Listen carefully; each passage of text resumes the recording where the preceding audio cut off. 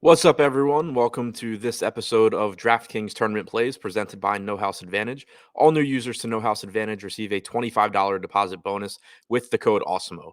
We have a four-game NBA slate today. A lot of pieces that have a lot of volatility in their playing time. We have a very short-handed New York Knicks team against the Houston Rockets, a very short-handed Brooklyn Nets team.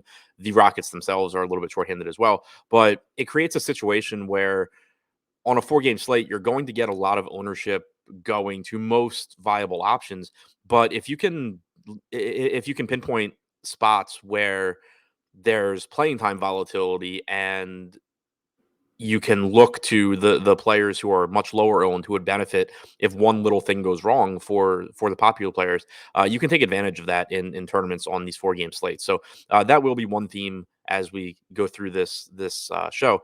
But starting with the fifth best tournament play today on DraftKings, Mitchell Robinson, only projected for 1% ownership, only has a 5% chance of being in the optimal lineup, but despite the relatively low chance of success, that's still a pretty pretty noticeable gap between chances of success and ownership here.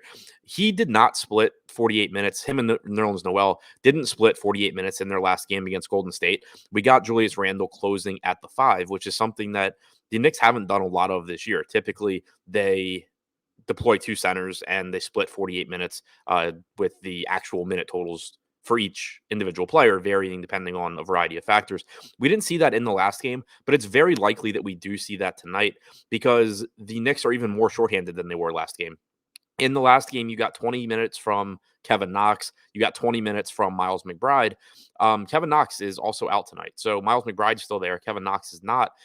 That opens up another 20 minutes that the Knicks need to fill. So it's pretty likely that in addition to some of the wings that played less than 30 minutes last game getting more run, it's likely that the Knicks go back to their normal rotation of getting 48 minutes combined from Nerlens Noel and Mitchell Robinson. It's a very nice matchup against Houston. This is a very, very fast-paced team. They don't play a lot of defense. They are amongst the league leaders in blocks allowed. They're amongst the league leaders in steals allowed.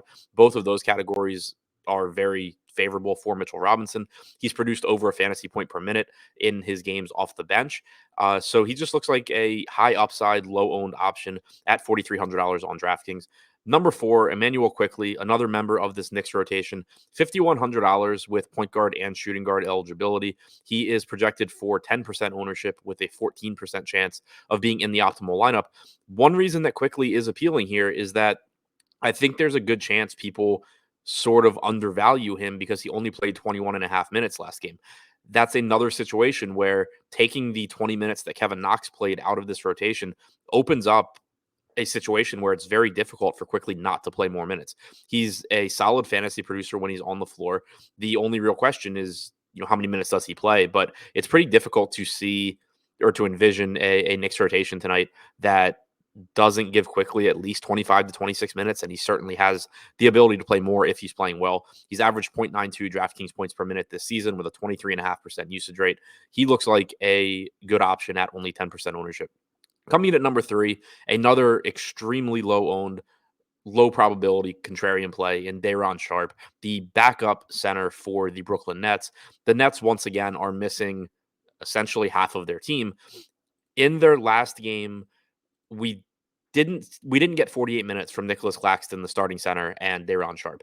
Blake Griffin played some time at the 5 as well. But what stands out about Sharp is that on DraftKings, Nick Claxton is only $400 more expensive. Nick Claxton is going to be one of the highest owned players on the slate, and for good reason. He projects as one of the best value plays. But this is also a matchup against the Philadelphia 76ers where it is not difficult at all to envision Nick Claxton getting in early foul trouble against any combination of Joel Embiid and Andre Drummond. Not saying that that is the most likely case or something that we should be projecting to happen, but it doesn't take a wild imagination to see that is a possibility. So if that were to happen, then you're getting at least probably 3 or 4 more minutes from Derrick Sharp, if not more. And this is someone that produces very, very well when he's on the floor. We have a very limited sample this season for Sharp, but he's very, very active. He's an active rebounder. You saw it in the last game where he played about 13 minutes. He was constantly attacking the boards. He was getting a lot of rebounds, including the preseason. Sharp has averaged about 1.4 DraftKings points per minute this season in 68 total minutes played, has a 24.5% rebounding percentage. This is someone that if he just even picks up 3 or 4 extra minutes, he can pay off his salary really well. And then he's even more powerful because if 35 to 40% of the field is rostering Claxton and you get that Sharp ceiling game, whether it's because Claxton's in foul trouble or Sharp just plays really, really well and Steve Nash sticks with him. At any minutes that Sharp plays is fewer minutes for Nick Claxton. So it negatively correlates with one of the most popular plays on the slate as well. Coming in at number 2, a guy I hate talking about, but it's a 4-game slate, and he's only projected for 14% ownership. Evan Fournier, 4,900 with shooting guard and small forward eligibility. On DraftKings, that means you can get him into the maximum number of roster spots. You can get him in 5 different locations in your lineup. He has a 24% chance of being in the optimal lineup.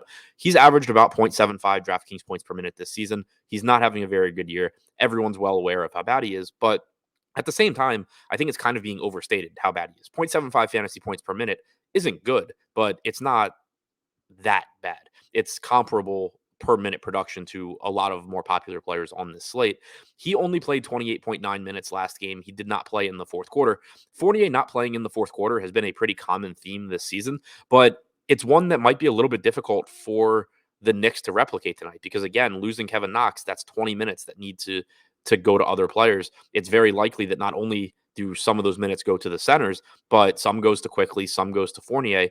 It's not unreasonable to expect Fournier to get 30 to 32 minutes here in a very favorable matchup. So not someone that you're very confident in his production, but the minutes should be there. The ownership's relatively low. He adds a lot of flexibility to your lineup thanks to the shooting guard and small forward eligibility. And then rounding it out with the number 1 tournament play on tonight's slate, Montrezl Harrell, $5,300, only center eligible, which makes it relatively difficult to get him into your lineups, but it also drives his ownership down. He's currently projected for 13% ownership. He has a 25% chance of being in the optimal lineup.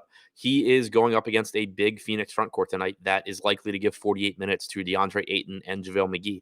We did not see 48 combined minutes from Gafford and Harrell last night, but tonight it's likely that you will. That's been the case most of the season for Washington, and against this big front court, that is likely to be the case tonight. Harrell so far this year has averaged 1.12 DraftKings points per minute.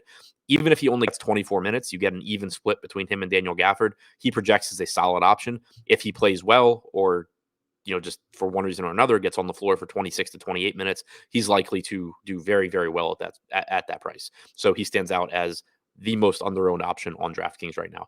So to recap, the top 5 tournament plays on DraftKings for tonight's 4-game slate. Coming in at number 5, Mitchell Robinson, a $4,300 center. Number 4, Emmanuel Quickly, $5,100 at point guard, shooting guard. Derrick Sharp, number 3, $3,500 center, works as a negative correlation play from the very popular Nick Claxton. Number 2, Evan Fournier, $4,900, shooting guard and small forward eligibility. Makes it very, very easy to get him into lineups. And number 1, Montrezl Harrell, $5,300, center, going up against a big Phoenix Suns front court.